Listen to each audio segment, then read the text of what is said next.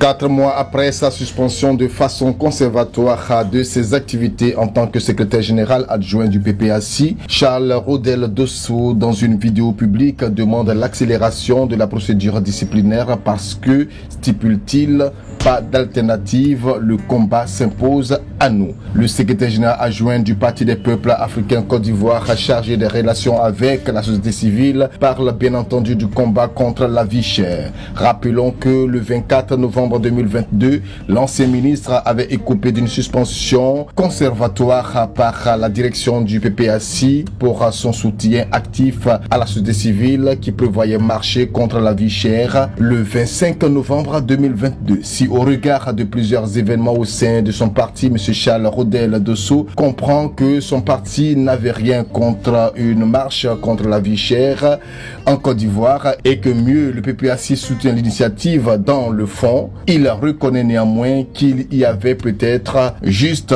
un problème de timing. Le ministre Dosso espère enfin une accélération de la procédure qui entre bientôt dans son 5e mois en vue de sortir de l'inactivité et surtout se rendre utile au peuple. Nous vous proposons l'intégralité de sa déclaration. Pas d'alternative, le combat s'impose à nous. Le 24 novembre 2022, pour mon soutien affirmé à la société civile qui prévoyait marcher contre la cherté de la vie en Côte d'Ivoire, le 25, je fus suspendu d'activité au sein de mon parti, le PPACI, ce de façon conservatoire, en attendant d'être entendu pour une décision définitive. Convoqué par le Conseil de discipline le 15 février 2023, c'est avec le choix que j'y ai répondu. C'est avec un objectif unique, donner ma version des faits afin de laisser éclater la vérité et la justice dans cette affaire. Ayant la certitude que notre parti est loin d'être une jungle où le plus fort broie impitoyablement le plus faible d'une part, et nos saluts face à la violente tempête qui s'abat sur nous depuis le 11 avril 2011, résultat exclusivement de notre quête effrénée de vérité et de justice d'autre part, je garde l'assurance d'une issue heureuse de la procédure disciplinaire à mon encontre. La vérité sera dite et la justice triomphera. Dans tous les cas où la justice humaine marquera le pas, je n'ai aucun doute que la justice divine se manifestera, de sorte que chacun de nous contemple la toute-puissance de Dieu qui nous porte gracieusement sur ses ailes depuis le 11 avril 2011. Son nom est l'Éternel des armées. Il est le justicier parfait. Quand il parle, tout se met à l'endroit. Le juste est justifié. Au méchant, il lui est rendu selon sa méchanceté. C'est ce qui fait ma joie et ma tranquillité. Cette tranquillité s'est davantage accrue depuis le samedi 11 février 2023. À cette date, en meeting à Bobo, le camarade Damana Adia Pikas, secrétaire général du parti, a invité publiquement la population à se tenir prête en vue d'arpenter les rues du pays contre la cherté de la vie. Un appel que je salue et soutiens fermement.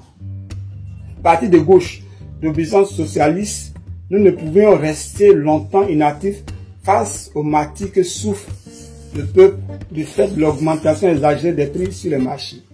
Mieux, par cette déclaration, j'ai compris deux faits essentiels relativement au fond de la procédure dirigée contre ma personne. Primo, mon parti n'avait rien contre une marche contre la cherté de la vie en Côte d'Ivoire. Mieux, le PPACI soutient l'initiative.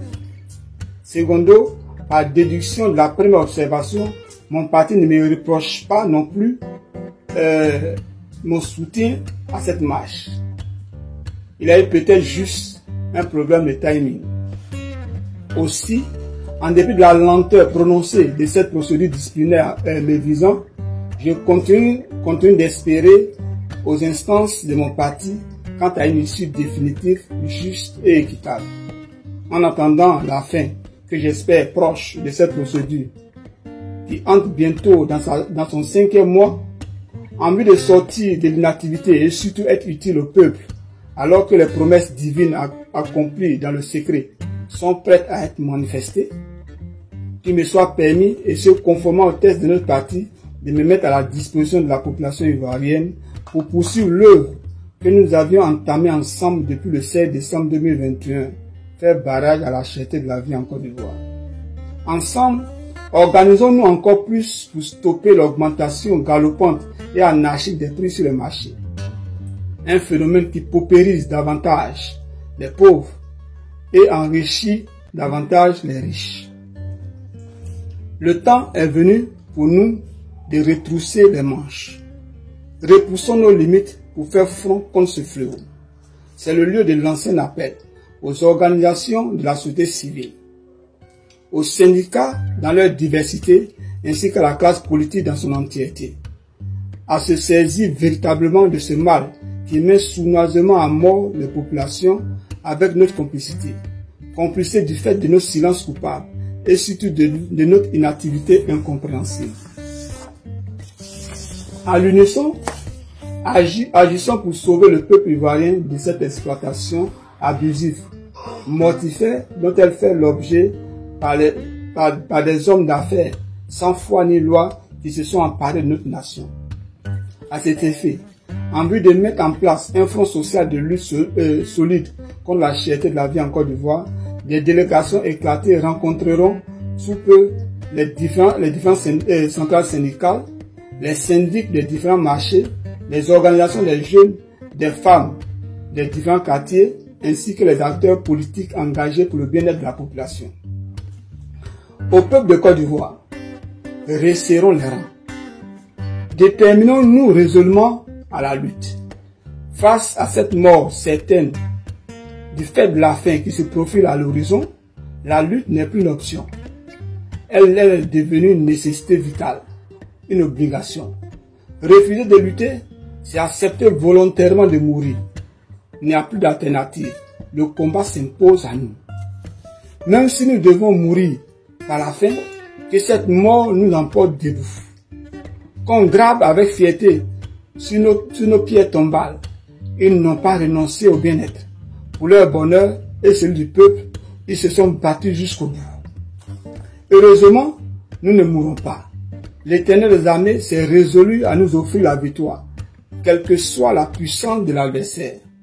Il est juste question d'aller en eau profonde avec lui par la foi, afin que nos délivrances, nos victoires fassent éclore sa gloire.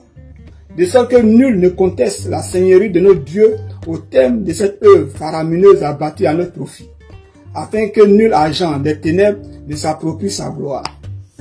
Avec Dieu, la victoire est une certitude.